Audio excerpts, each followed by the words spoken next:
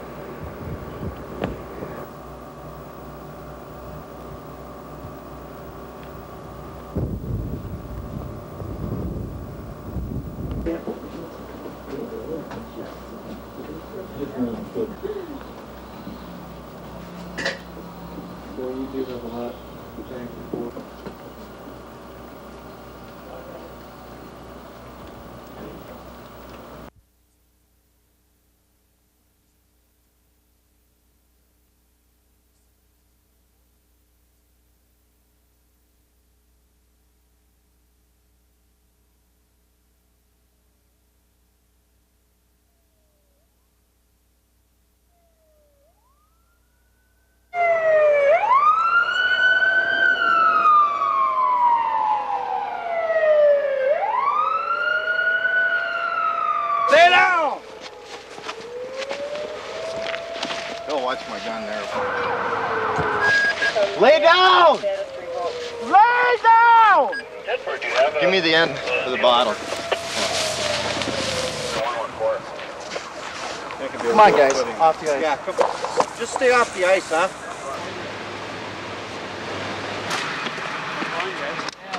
I've been colder. Yeah, so have I. Let him back on.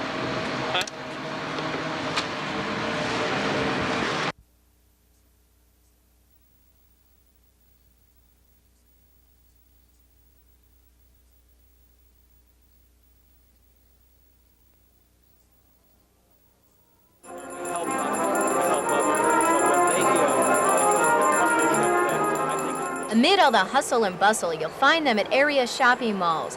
Bells in hand, kettle at their side, Salvation Army volunteers standing guard for those in need. John Menning and Ralph Hansen have manned this post for the past 4 years. I mean, people see you year after year, and they seem to recognize you, and it's just a good feeling that we're doing something for somebody else. A few coins here, a dollar bill there. Every little bit helps. Shaky economic times have resulted in a dramatic increase in the number of needy Northland families this year. We are seeing a very desperate need on the part of many families. They've been coming into our office throughout the year, but now in particular with the holidays coming up, more and more families are experiencing the fact that they are having a financial difficulties. At the charity's headquarters in Duluth, nearly 700 families have registered for toy and food assistance. At least 1,000 more are expected. It's even surprising me that we're seeing so many new people. As part of the Salvation Army's holiday campaign, Christmas trees at Miller Hill Mall in Duluth are covered with the names of needy children, all waiting to be matched up with a new toy. These faces light up, you know, and it's terrific. It just, I can't help it. You know, you get really choked up over the whole thing. To make sure many little faces light up this holiday season, the Salvation Army needs to raise $225,000, a goal never before met. Volunteers say they're counting on the community to help reach new heights of generosity. Thank you. Merry Christmas. In Duluth, Amy Rutledge, News 6.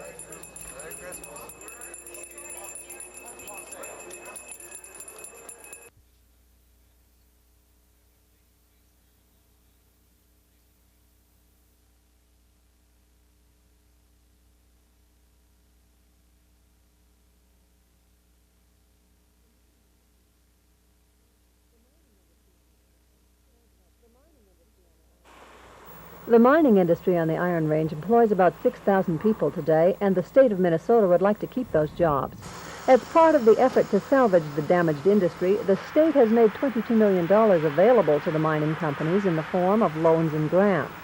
Today at a special meeting in Duluth, the director of the Iron Range Resources and Rehabilitation Board encouraged mining companies to take advantage of the program as quickly as possible before it's too late. Right now it's in a very precarious position, and some believe that we're in kind of a permanent downsizing.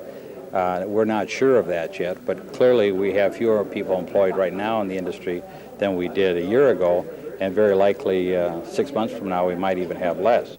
Historically, the IRRB has not been involved in helping the taconite industry financially, so the new program is a big change. Today, industry officials were told how they could qualify. The program is designed to enhance economic opportunities for the mines. To obtain a grant, a company must be involved in a big expansion, a significant research development, or a major new project. A grant and loan program is a recognition that the taconite industry is really the backbone of our economy in northeastern Minnesota. We've been assisting other industries and now find it important that we assist the taconite industry to try to preserve jobs. And so through the grant and loan program, it'll assist these companies to bring new technologies, to improve their plants, to lower their costs, and hopefully save jobs in the industry. If a mine qualifies, it could win a grant of up to $2 million. Lawmakers and the IRRB hope the grant and loan money will be used to help streamline the 7 Iron Range taconite mines so that they can be more competitive nationally and internationally. In Duluth, Barbara Riles, News 6.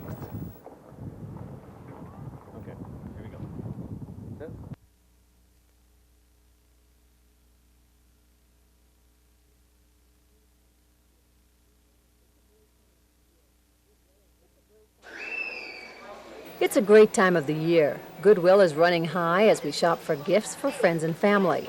It's also fun to pick out a tree and trim it. And no one wants to dampen that enthusiasm, but there are ways we can all help to reduce waste and practice good recycling habits without curbing that enjoyment.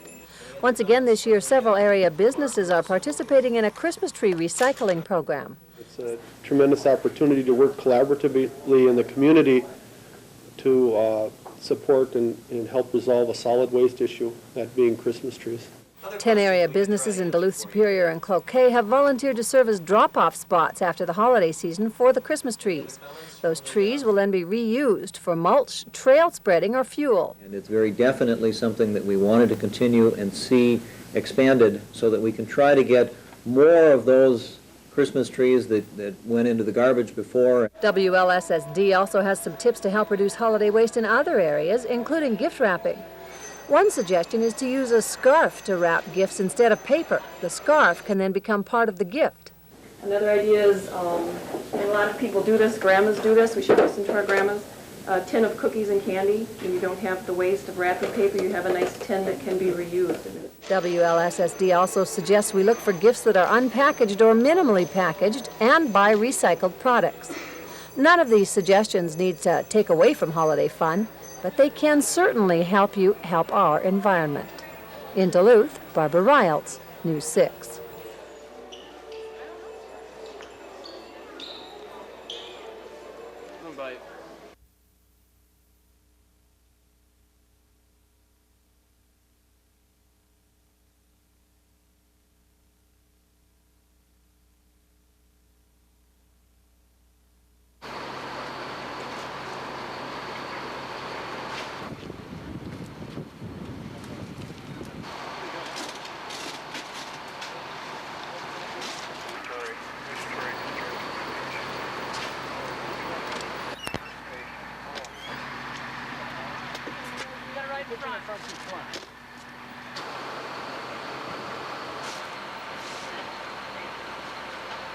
My whole house just shook. I thought that somebody hit it, you know. I was upstairs, and I hollered downstairs to my son. I said, "Did you fall? Did something hit the house?" He said, "No, I think you're hearing things, Mother." I said, "No, I'm not."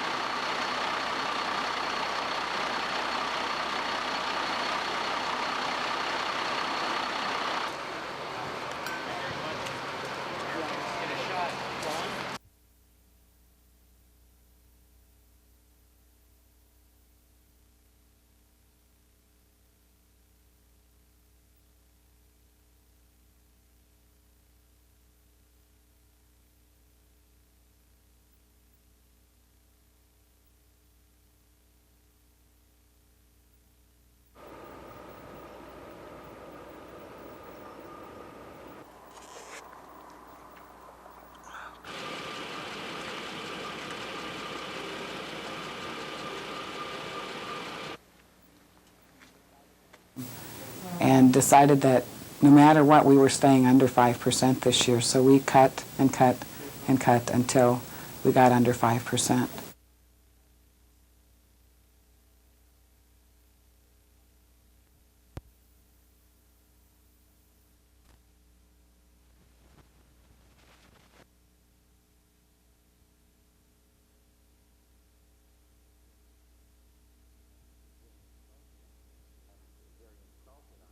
I'm very insulted on this personally.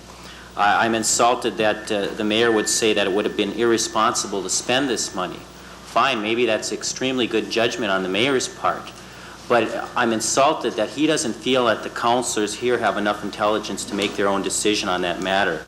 We estimate that that will bring us somewhere in the neighborhood of $900,000 if we could count on that money, but we have received no official word. How do you count on money that there is no official word on? It's only, at this time, speculation and rumor. If we were to use that, Councilor Downs, for our budget, it's a one-time solution to a problem, and we need something that's more than the one-time solutions. We need ongoing sources of funding and those types of things, so I prefer not to use that.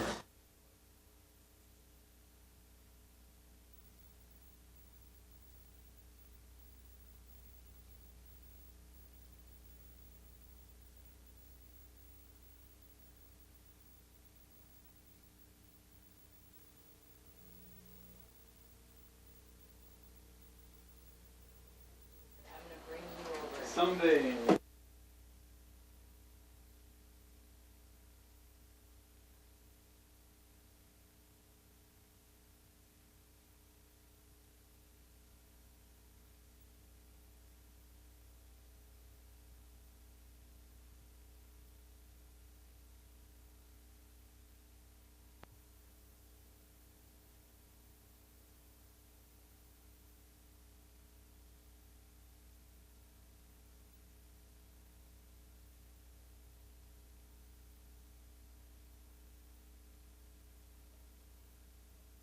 Well, and parents as well can stop and watch.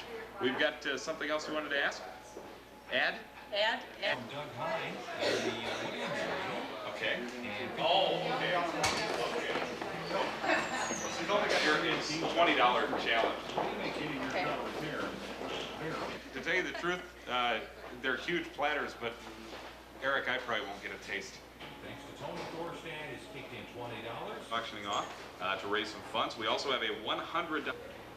5 parents that walk in. Okay. Because we didn't So, mention that much before. if nothing happens on this by 4 o'clock, we're going to pull it. Okay? Is that? Oh, this is the window work.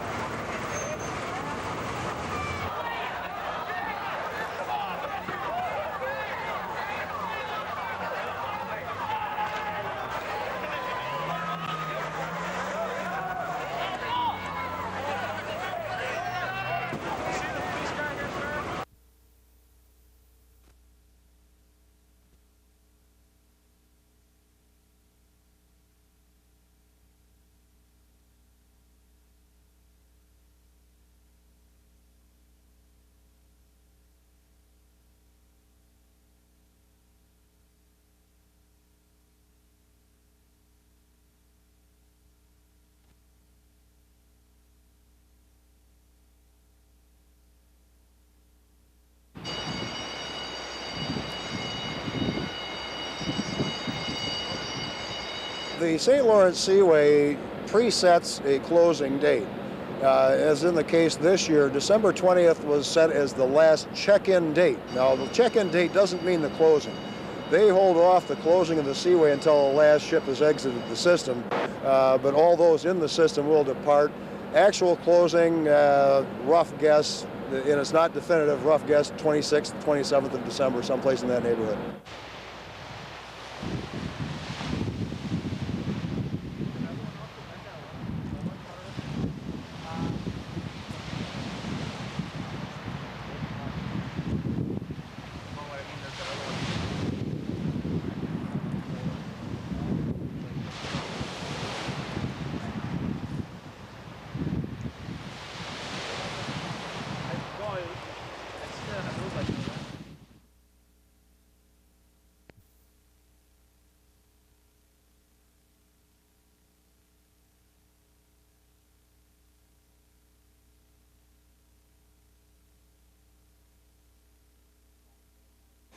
to stop for a minute and to say, yeah, we really got in here, and it's...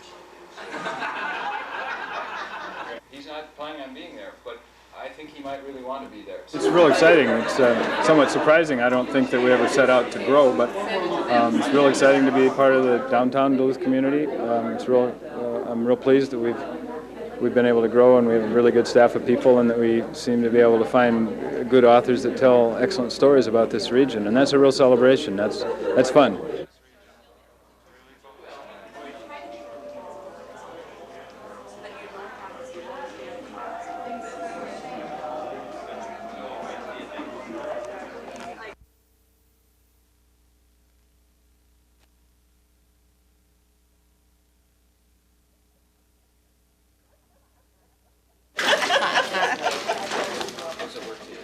These volunteers had their work cut out for them today, but they didn't seem to mind as they busied themselves cutting, wrapping, and labeling toys for nearly 200 children.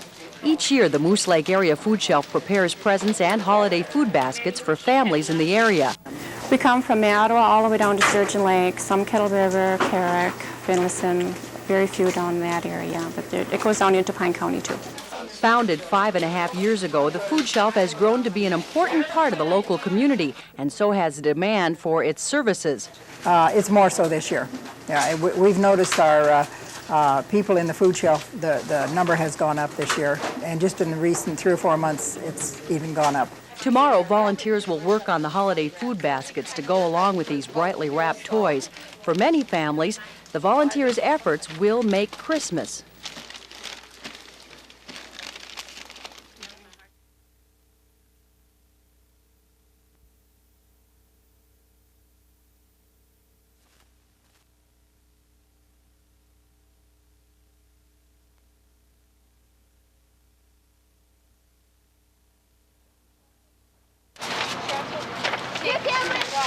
Here's a good one. Here, Cameron. You carry that one. Okay, don't drop it. Now you can go, Cameron.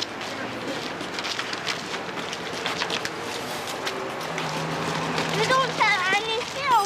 Come on, Cameron. Yay.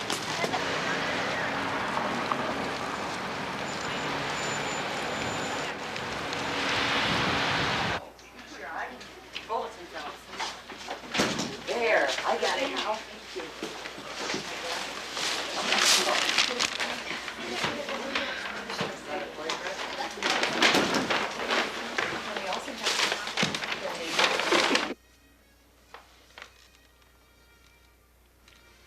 Boy. Well, we got through that part. That's when I had to leave. The question is, I don't think we ought to.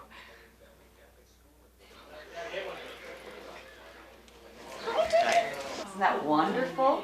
No. Take pictures again. Yeah. Well, shall we?